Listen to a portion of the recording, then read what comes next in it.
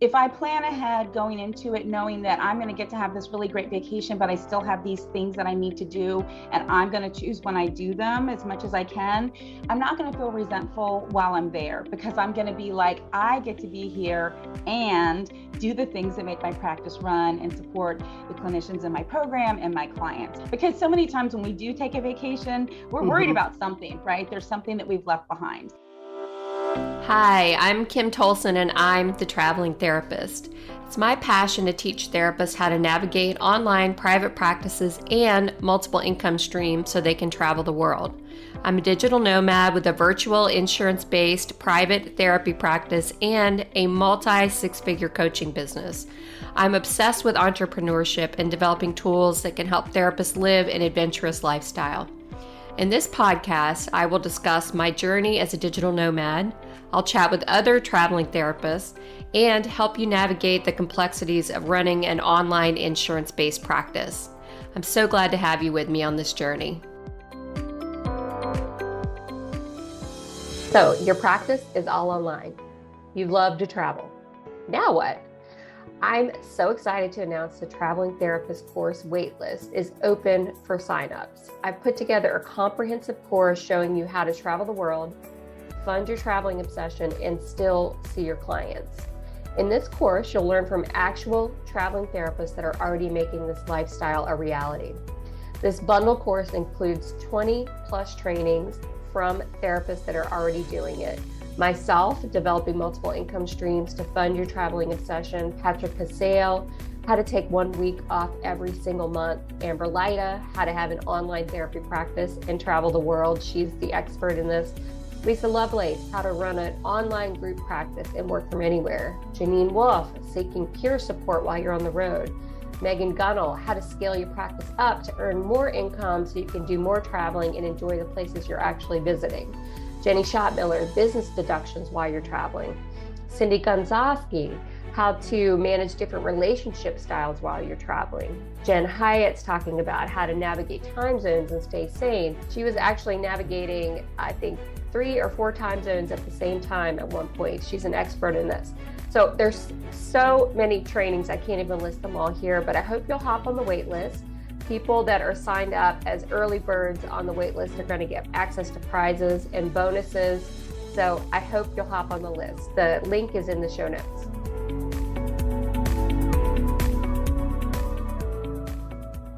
Hi, everybody. Welcome back to another episode of The Traveling Therapist. I'm here with Jeanene Wolfe.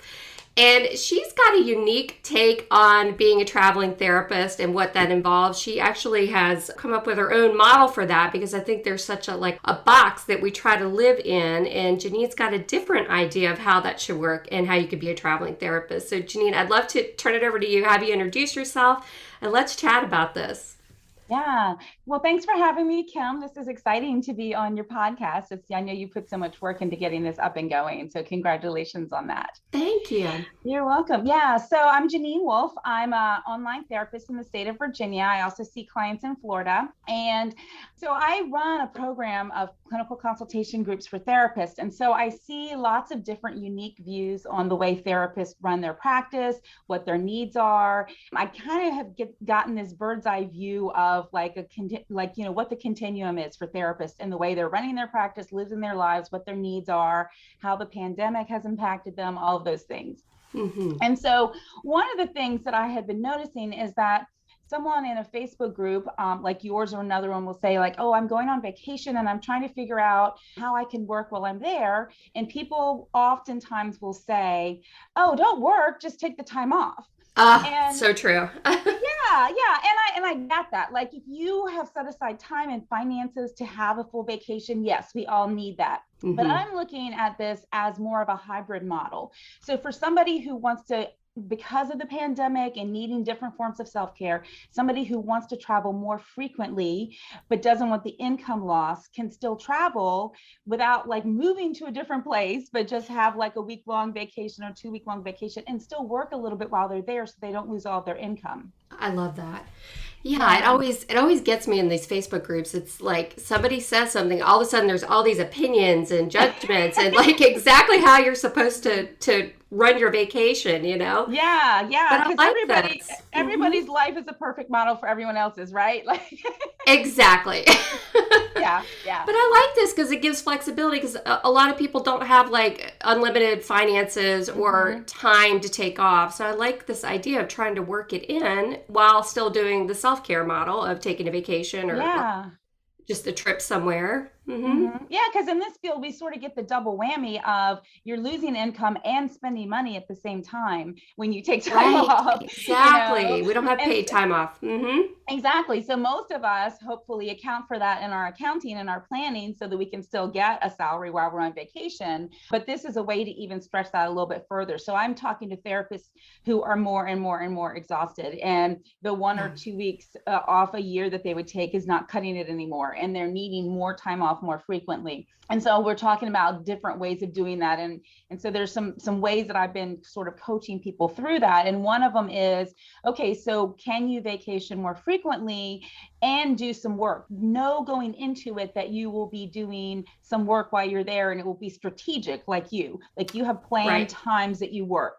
And depending on where you travel, you have to deal with the time zones, which everyone I know who travels is like, oh my gosh, I'm always worried that I'm not in the right time zone, right? Oh my gosh. Yeah. Just before we hit record on this, I was like freaking out. Jeanene was like 1 minute late. And I was like, oh my God, am I in the wrong time? Is the time zones messed up? Because I'm like in Central Time. She's in Eastern. And it's Yeah. just a real struggle for me. I swear. Yeah, it is. It is. And I have gotten, because I have therapists all around the world in my program, that I've gotten really good Oh about my sort of like gosh. adding three, subtracting two, like, oh no, she's 12 hours ahead of us. So it's like noon here and midnight there. And, I so bet. I didn't even think about that. Yeah. It just real quickly, you're mentioning your program. I don't know if everybody knows about the program that you offer. Do you want to just tell them about that? I think this sure. is perfect for what we're talking about, really. Sure. Okay. Thank you. Yeah. So I created a program called Oasis Clinical Consultation Groups. And basically it's because more and more of us were doing a different route. We weren't in an agency work anymore. We weren't in a private practice group anymore. And a lot of Yes. therapists were out there looking for support. They were going into therapist Facebook groups, not understanding the nuances of that and trying to get consultation from peers in those groups. And we all know why that's a bad idea. It's not truly private. It's, you could get in trouble and compromise your client's information in so many different ways. And I kept seeing it, and I experienced this when I went into my own solo private practice, which was at first, it was brick and mortar. All of a sudden I was like, oh my gosh, I'm so isolated and lonely. And I'm Mm. sitting here eating lunch by myself and I don't have anyone to chat with. And then something would happen with a case and I'd be like, I really need to discuss this with a colleague. And so I was trying to figure out, like, why is it different? And then I was like, oh, well, it's peers. That's the difference. And Yeah. so, yeah, so I joined a consultation group that another therapist was running. And it was so life changing to me. Like, it really fixed all of the problems that I was having with feeling Mm. isolated. And imposter syndrome definitely rears its head when you're feeling isolated and lonely because there's nobody to affirm you. And Oh, so, so true. Oh yeah, my yeah. gosh. And so at the same time, everything kind of converged at once. So at the same time, I decided in 2019, I went fully online. And so I was even more in the virtual space connecting with therapists. And then the pandemic hit, and then more and more therapists were isolated and lonely. And I had been researching this program that I created. And what it is a small group clinical consultation. So the members come Nice. in, I do onboarding with all of them, and we talk about things that are a problem in Facebook group about, like, if someone's saying something that's outdated terminology, let's talk about different ways we could gently correct them and let them know what the Mm. preferred terminology is. Or if someone is saying something that you're feeling like is bordering on unethical or unprofessional, then let's ask a lot of questions before we just sort of jump in and attack them. And so Yes. really creating this very safe place for clinicians to get together and support each other. So after we onboard, then I put them in a small group of 6 to 8 therapists, and they meet with those same therapists each time. And that way they're able to build that trust and respect and be able to go Nice. vulnerable. And those groups meet virtually twice a month, and I facilitate all the groups and manage time and all the things that are a problem in a lot of the big consultation groups where you have time Hmm. hogs or people who are judgmental, or introverted people have trouble speaking up. So all of those things are managed with having a facilitator in the group. That's amazing. I am so glad you've created that program. The thing I'm seeing, and I think we're all seeing it, is now we're all online. We are less connected, and we flock to Facebook or whatever community you're involved with. But you're right. It's like it's not always safe, you know? Right, exactly. And I'm noticing even in the last week in the traveling therapist Facebook group, a bunch of people organized a meetup like in the group just because they wanted to talk to each other. They're like solo travelers that are kind of lonely, and they love the travel lifestyle, but they're by themselves. So they totally organized that by themselves, which I thought was so cool. That is very cool. And then somebody else started a spreadsheet of where they're going to be traveling so they can meet up with each other, like physically. That's so cool. I'm like, oh my God, this is just happening like organically in this group. And it just speaks to like what you're talking about, like the need for this community, even as we're a traveling therapist, or, even like you're saying, we're just traveling for a couple of weeks. It'd still be cool to meet up with somebody, Absolutely. Yeah. Yeah, it's so interesting because we are people, therapists are, and we need other therapists. And it's easy to kind of forget that there's a role for that. Yeah. And the other thing I started doing is I started recognizing that we have so many amazing therapists in my community, the program that I run, that don't know each other. I was the only one who knows everyone. I gotta fix this. Like, you two would totally hit it off. And, so I've been doing some drop-in groups where anyone from any of the small groups can come. And so that way I do those twice a month so they can get to know each other outside of their small groups. And that's been kind of fun too. And I've done a couple trainings with breakout groups where I kind of mix them all up so they get to know other people. So yeah. Oh, that is awesome. Yeah, that is so cool. And I kind of like sidetracked from our whole topic because I just love your program so much. I know. Sorry. That's what we're supposed to be talking about. Okay. So I'm going to go on unless you stop me. So going back to what we were talking about. So how do you propose somebody try to manage that? If they want to say, well, you know what, I need to work a little bit while I'm on vacation. Like what do you think about that? I know you've got some ideas around, like, what is that handout you have? It's like 4 pillars to... It's 4 keys to private practice peace of mind. And so one of the things that I want to encourage therapists to do if they want to adopt this hybrid model is think about...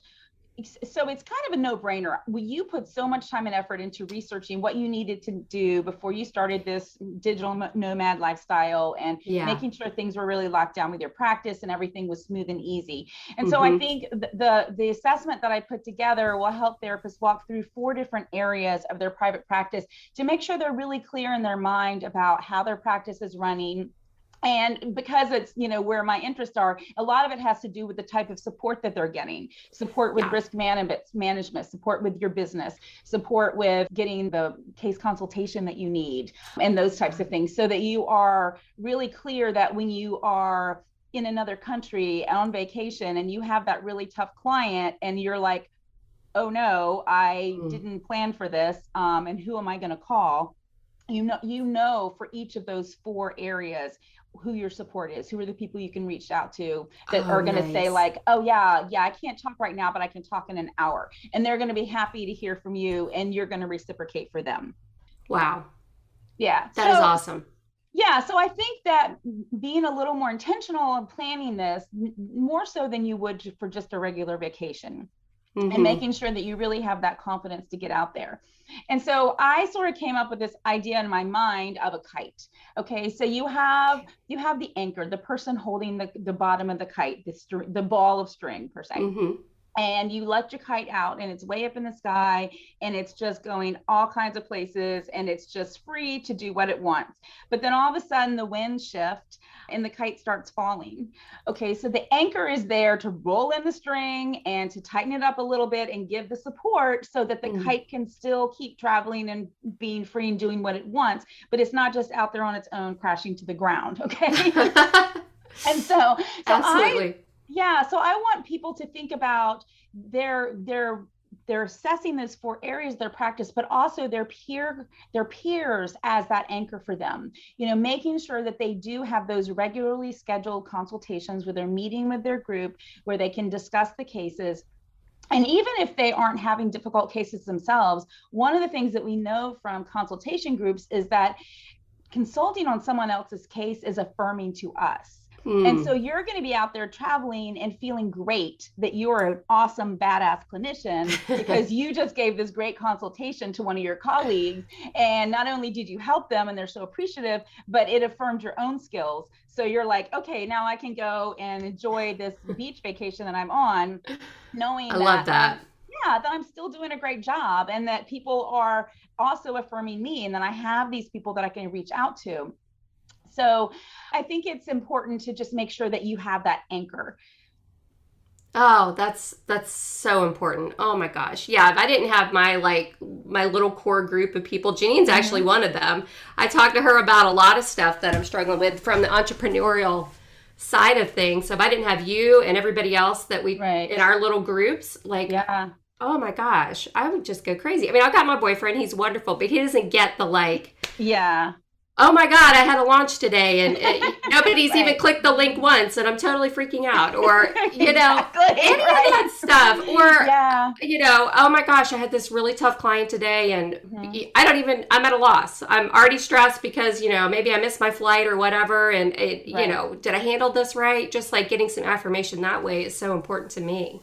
Yeah, absolutely. And I think with the pandemic, one of the things that we're seeing more and more of is we have more clients who are struggling more so than they typically would. Yeah. Typically we have clients in different stages, those who are new and sort of struggling, those who are like progressing and making good progress, those who are stable and getting ready to be discharged. And so it's a nice mix for us.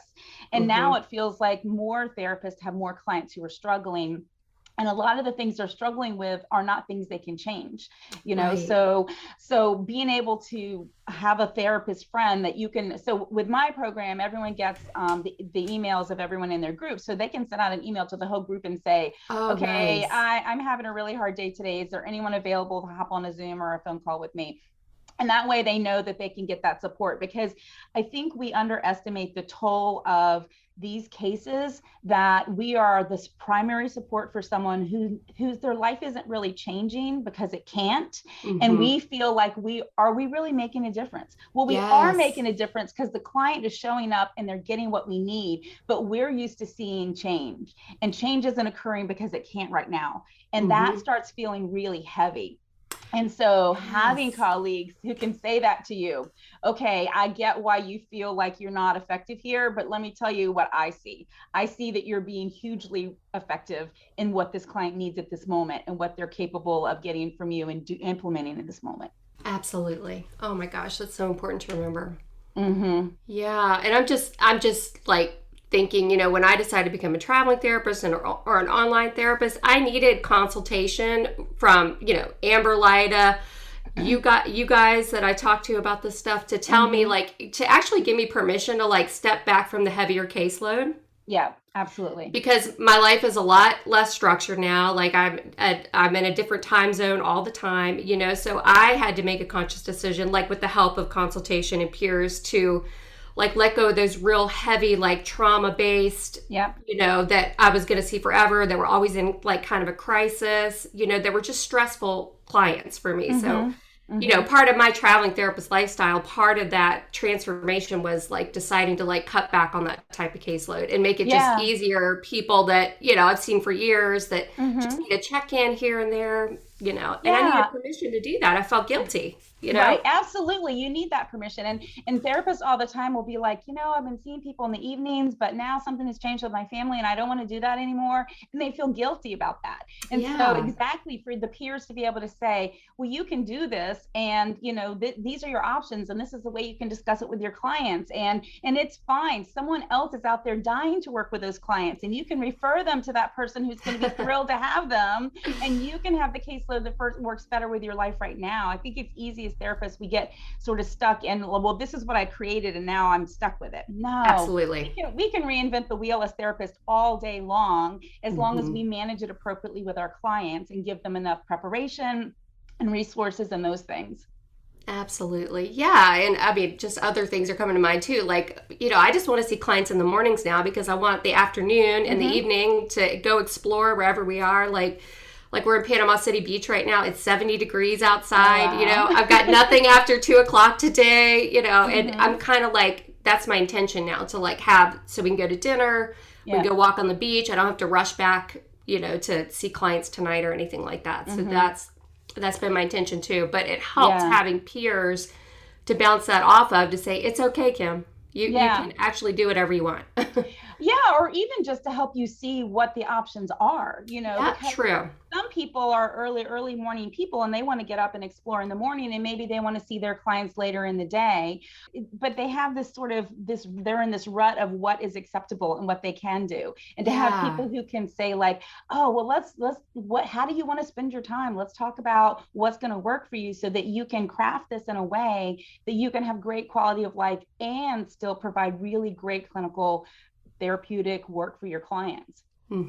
Absolutely. Yeah. And for you, as I know you travel some, you take vacations and stuff. And do you tend to do a little work on vacations? Like, do you have a structure around that helps you like still see clients, or are you just like take it off the week and you've planned for it? And like, how do you manage that? Yeah, no, I'm going to be out of town next week, and I am going to be doing a little bit of work while I'm there.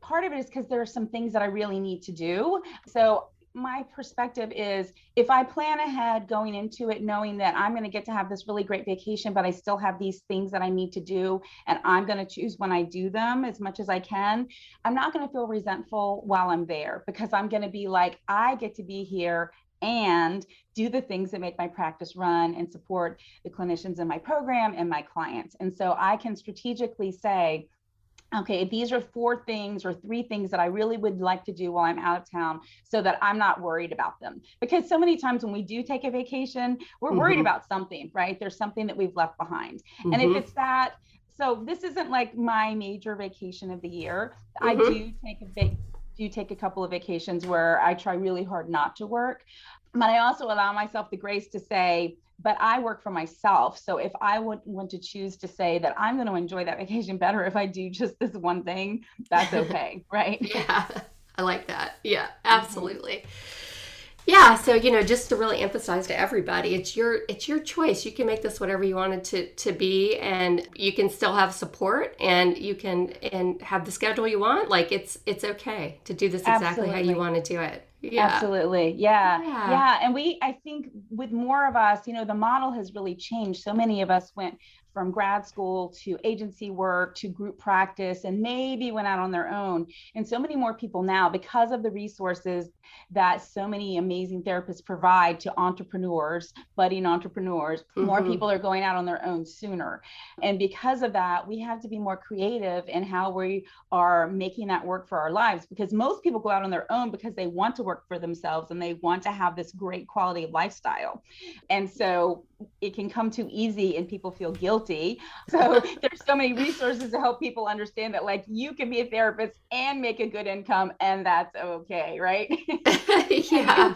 You can travel and be a client, and maybe someone else doesn't want to do that. But if that's what's going to make you enjoy your vacation more, because you see a client or you have that business meeting that you really need to have, then go ahead and do that and enjoy your time when you're there where you're not working. So it's really up to each of us to figure out what works for us. And then once we decide that, it's not forever and ever. We can adapt that to our lives.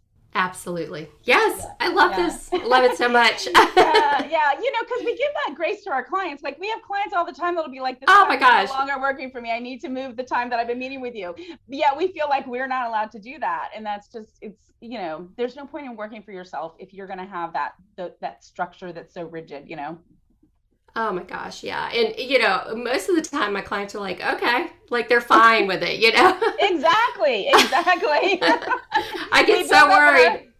We build up in our heads like this huge conversation we're going to have and all the objections, and they're like, oh, fine, yeah, okay. And then you're like, wow, that was so easy.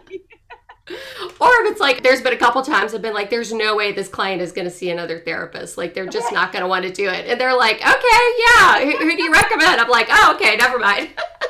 Yes, I know. So funny. Oh my gosh, it's so funny. This is such a valuable conversation. I hope it helps everybody just like kind of break out of that box and know that you can go do what you want to do.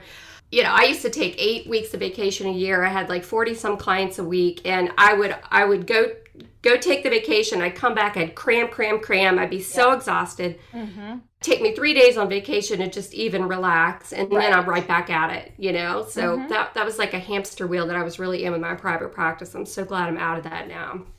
Absolutely. Yeah. And so we can look at things like, do I want to have like a long weekend now? Because that's, doing that more frequently renews me, in a way that I need to these days, but I don't have the loss of income. So how am I going to change up my schedule to do that? Or taking those extra weeks like you did? Because we all know that we spend the whole week before vacation getting everything crammed in as much as we can. We never get it all done. So we still have it hanging over us while we're on vacation, knowing that it's there when we get back.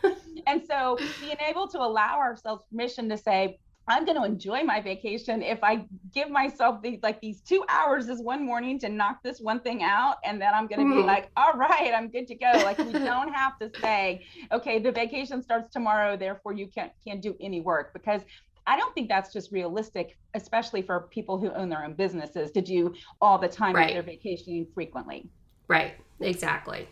Yeah, for example, I'm going to Costa Rica in a couple weeks. Ooh, and nice. I'm so worried. It's like a retreat, but I'm so worried. Like, how am I going to check Facebook and answer, Right. They're like, the emails, the internet's not great there. I'm like, panic mode. But, I'm working on that too, trying to let go of some of that stuff. Yeah. And I think what you are sharing with people is probably that there are lots of options out there. You just have to figure out what's going to work where. And the networking that happens in your Facebook group is so great, because I see people saying like, what are the best hotspots to use, or what service provider is in this part of the country, and so that type of networking is just going to make it easier and easier for people to be able to go and be less stressed about this, because you're going to come back from Costa Rica and be able to say, okay, let me tell you, and you do that, you do those debriefs. Okay, let me tell you what was good and bad about Costa Rica and how I managed it, right? Absolutely. Yep. Absolutely. Mm-hmm. Yeah. Well, thank you so much for coming on and talking about this. Such an important topic, One, because I think some people don't even travel because they're worried about not having connections with people, so emphasizing there's so many other ways for us to do that and still have that clinical support, Absolutely. Yeah. Thank you so much. So how do people reach out to you? They want to know more about you and connect with you. Well, they can go to my website, which is oasisfortherapists.com. I'm also going to give you a link to put in the show notes if you want, for the assessment that I have. That's the 4 keys to private practice peace of mind, so they can look through that. It's actually an assessment, so they can get the free workbook, but there's also a very inexpensive video course that will take them through a deeper dive and kind of talk them through what those areas are if they're interested. I actually think it's something good for people to do once a year or even more frequently if their practice is changing a lot. Just again, so you're having that peace of mind that I've covered all the bases.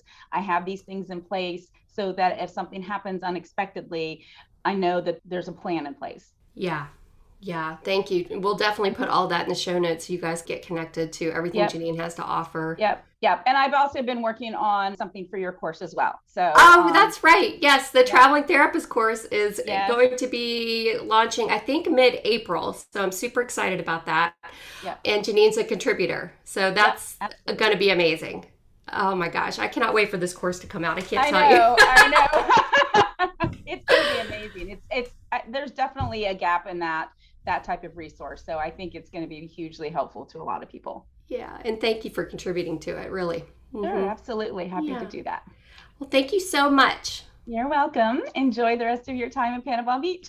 Thank you. Okay.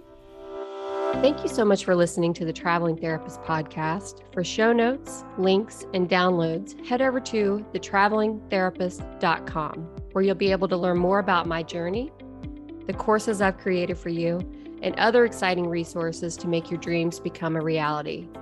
If you've enjoyed this episode, please share with your traveling therapist friends, subscribe to the podcast, and if you loved this episode, please leave a review.